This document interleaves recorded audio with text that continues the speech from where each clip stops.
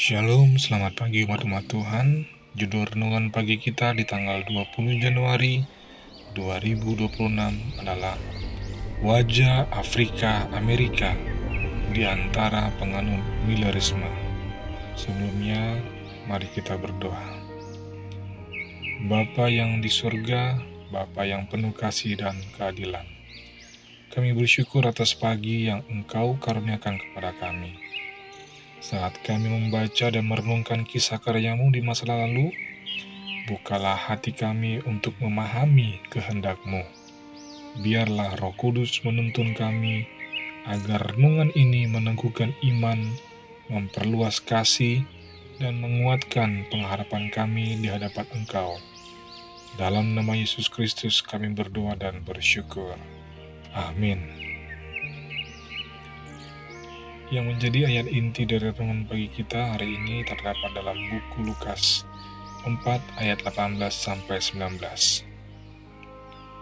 Berbunyi demikian, Roh Tuhan ada padaku, oleh sebab Ia telah mengurapi aku untuk menyampaikan kabar baik kepada orang-orang miskin, untuk memberitakan pembebasan kepada orang-orang tawanan, untuk membebaskan orang-orang yang tertindas.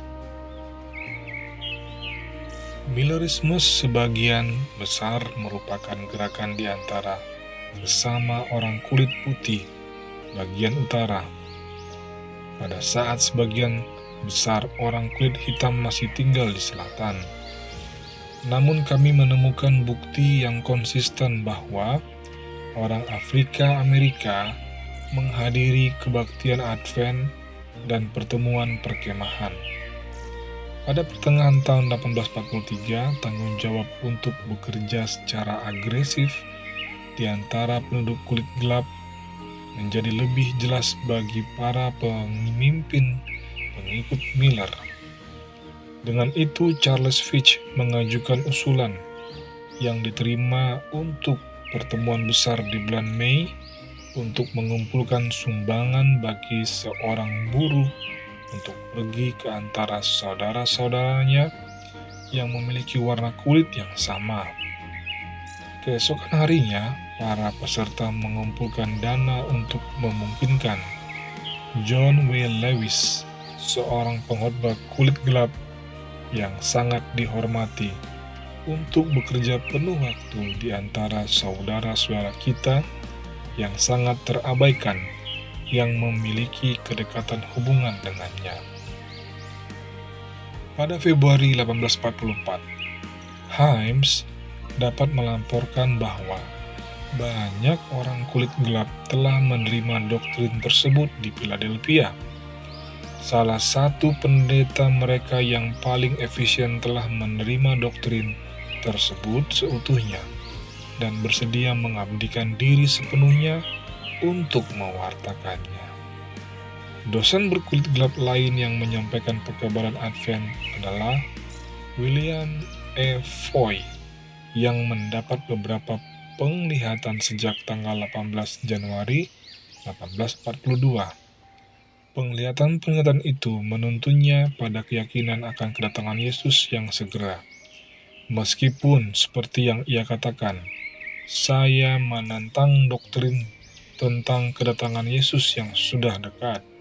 Sebelum penerimaan penglihatan-penglihatan itu, selain keyakinan akan kedatangan Yesus yang segera, Foy menulis bahwa tugas untuk menyatakan hal-hal yang telah ditunjukkan kepada saya untuk sesama manusia dan memperingatkan mereka agar lari dari murka yang akan datang sangat membebani pikiran saya.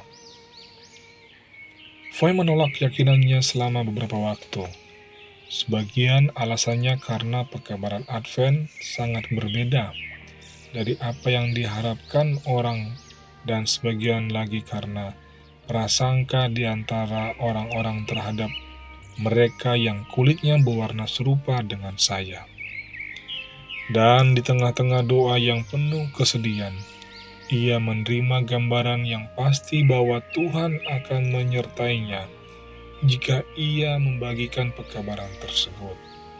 Sebagai hasilnya, ia mulai mengabarkan iman barunya.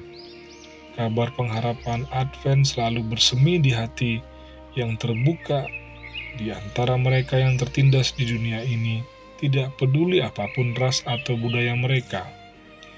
Mereka yang telah membangun kerajaan mereka di bumi ini adalah mereka yang telah mengeraskan hati terhadap kabaran tersebut.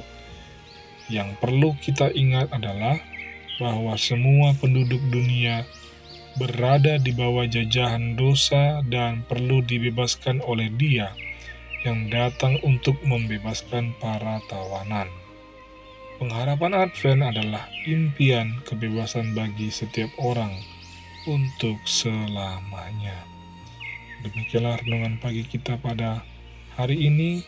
Mari kita berdoa. Bapa kami yang di surga, Bapa yang adil dan penuh belas kasihan, terima kasih atas pengharapan yang Engkau berikan bagi seluruh umat manusia.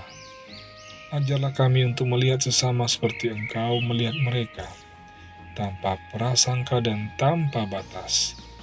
Pakailah hidup kami sebagai saluran kasih dan kabar pembebasan bagi dunia ini, sampai hari kedatangan-Mu yang mulia.